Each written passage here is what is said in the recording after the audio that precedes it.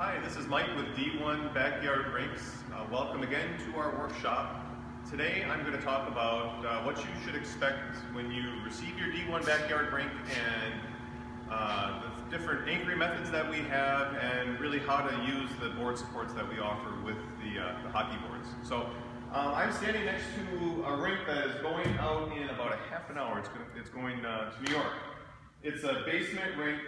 We've got synthetic ice packed on the bottom.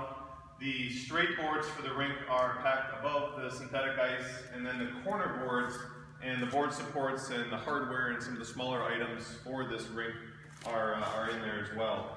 So this is what you should expect when you receive your rink. We think of, even though they're hockey boards and they're going to get hit with pucks and sticks and elbows and whatever, what have you, they're still really a piece of furniture, and so our expectation is to treat it as such and make sure that it arrives to you safely. So that's an outbound rink. If we come over this way, let's talk about when you unpack the wrapping, what you should expect. We pack the board supports in foam like this. So you'll see, depending on your rink, you'll see however many different wrapped packages, little goodies and packages. Incidentally, the foam that we use is off of, we try to recycle, we try and be as green as possible. So this is recycled foam that we actually get off of hot tubs from a local retailer here in Minnesota. So, and then you got your box with, you can kind of hear with your hardware and some of the smaller items. So let's see, the next thing to talk about is the D1 board supports and the anchoring methods. There's 4 methods for anchoring your D1 hockey boards. One would be a wall mount. You could take a simple L bracket. We've got a bigger than needed L bracket for purposes of this video, but you'll need an L bracket that's at a minimum 2 inches by 2 inches, or you could go 2 inches under the board and then as long as you want on the wall portion. But essentially, L bracket, if my hand were the wall, you're connecting the L bracket to the wall, and then you're putting this portion underneath the boards on the top side. And then you can just drill right through the boards and you'll be able to hang the boards on those L brackets. You don't need anything on the bottom. You basically just need one here and one here. And again, this is a bigger than needed L bracket for this video purpose. Let's see, the second method, I guess the second is probably the most popular method, is the use of our anchor plate.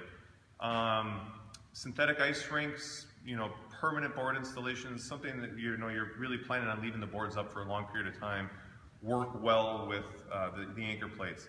You are required to penetrate your subsurface.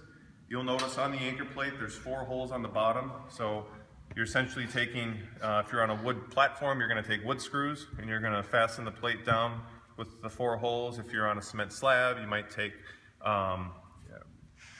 anchor bolts or wedge shields and drop those in to create, your post, if you will.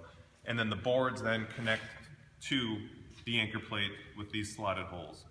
This unit will work for both our short 24-inch boards as well as our tall 42-inch boards. So that's the second method. The third method would be, let's do a traditional staking method. We have really 3 pieces here. 1, 2, 3.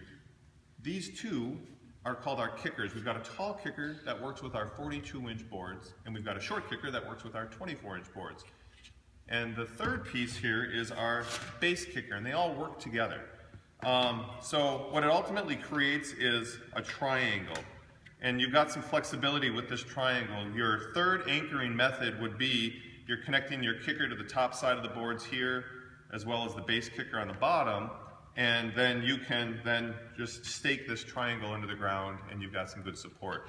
Your fourth method and option is still using this triangle if you don't want to penetrate your subsurface. If you're on a game court or a tennis court or indoors and basements and you don't want to penetrate your subsurface, then you can put weight on top of this flat piece and that'll hold your boards up as well. So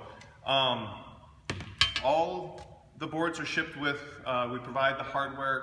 the bolts and wing nuts to connect the boards. We've set up a few. Why don't we show you over here some setups that we've done just to give you an idea of what things actually look like. Let's see, tools. I walked away without grabbing my drill. A drill will come in handy. You can use a wrench. This is a 9/16 socket. That's really the only tool you need. You can use a wrench, it's a lot easier with a drill. And then get a helper. If it's your friend, your spouse, even your kids, the helper really is there to just kind of hold the boards as the one end up as you're connecting the boards. So I'm going to put the drill down here. What we set up in advance of this video is we've got these are our tall boards. So we've got our tall kicker connected to the top side of the boards. We've got the base kicker connected at the bottom, and then the two are joined underneath our weight here. And then we just put some weight down just to hold them up, because obviously we're not going to penetrate the cement slab here. You could put sandbags, you could put cement blocks, underneath here. That works really, really well. Again, you could stake at the very, the very end. That works great too. Over on this side of the boards that we've set up, we've got what our anchor plate will look like. Again, for this video, we're not going to penetrate the subsurface, but this would be a perfect application for doing so, with this being a cement slab, and you drop 4 fasteners into the floor.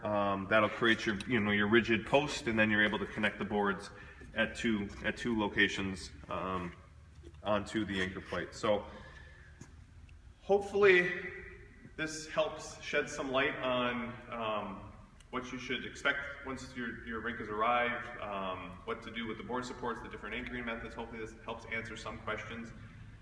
People ask me all the time, how long is this going to take?